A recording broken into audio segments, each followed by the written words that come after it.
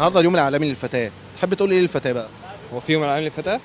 النهارده لا، أول مرة أسمع الكلام ده. البنات اللي بيصوروا نفسهم مثلا ما يصوروش مثلا نفسهم. انت جبتها ازاي المعلومه دي؟ انت خطير. صلي يا فتاة، تبقاش فافي.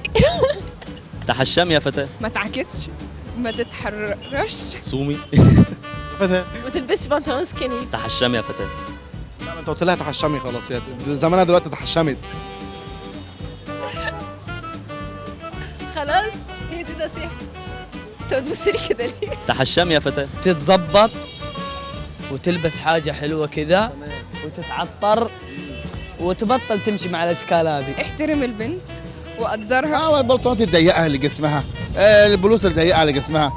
طبعا عايز بتشوف الحاجات دي؟ في الشارع، هم الشارع عادي، في الشارع، ما انا في الشارع غضش بصرك يعني؟ ايه؟ تتقي الله قبل لا تتقي الناس يعني. يا ابني انت متناقض ليه؟ مش لسه من شويه بتقول تلبس وتتعطر وتتظبط؟ إذا كانت مزة.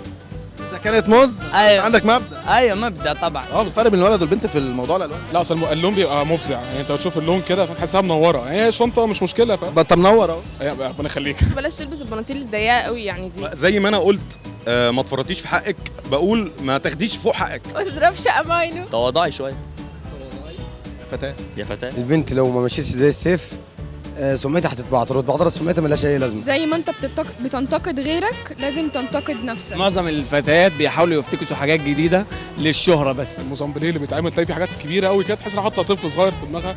الموضوع لا، موضوع مرعب. ماشي معاها بنت ما يبصش على بنت تانية. حجابك هفتك. خدي حقك في الدنيا وعيشي من غير ما تكوني خايفه انك انت بنت او مختلفه عن الولد، احنا كلنا واحد. انت تقدري تشتغلي، ممكن تكوني احسن مني بكتير كمان. ما تخافش وتاخد حقها من أي حد. اي حد من أي حد. حتى لو منه. لا مش الدرجة دي. لا. اي حد الا انت. لا. وعجبك حد وعاوزه ترتبطي بيه، ممكن تشاوري والدتك، شاوري والدك عشان ما تخلي بالك من نفسك. اختك لو عجبها حد وجت قالت لك انه عجبها تعمل فيها ايه؟ لا عندنا طبعا مش عمرها ما تعجب بحد. حتى لو هو مش متحرش مثلا ايه باللمسه او كده، بس هو في نظرات برضه، في نظرات صح. فهو انا بقول بس انت مطالب بغض النظر. احنا كلنا مطالبين بغض النظر. بس بصر مش النظر، انت بتقلب وخلاص. منين يا عمار؟ من السعودية. السعوديه؟ أيوة. جاي بتعمل ايه هنا يا عمار؟ بدرس. تدرس ايه؟ طب أسنان. طب اسنان؟ أيوة. بجد والله؟ والله الحمد لله يعني الفرق بين التهاب اللثه خلاص والتهاب الضرس الجواني يعني يشبهوا بعض. يشبهوا بعض؟ أيوة. صان طيب. وأنت طيب حبيبي. سما النهارده اليوم العالمي للفتاه. اهلا وسهلا.